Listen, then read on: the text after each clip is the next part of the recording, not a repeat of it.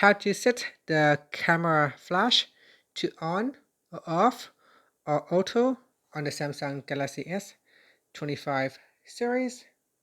First, tap on the home button to return back to the home screen. Now from the home screen, open up the camera app. Next, tap on the quick controls button. Then over here, tap on the flash icon. From here, you can turn off flash by selecting no flash, or you can turn on flash by selecting the flash icon. Here, when I take a pictures, this will always uses a flashlight, whereas if I turn off, then it will always take a picture without using the flashlight.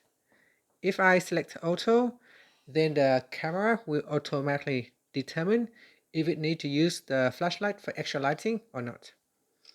And that's it. Now another way you can quickly turn on or turn off camera flashlight is at the top here.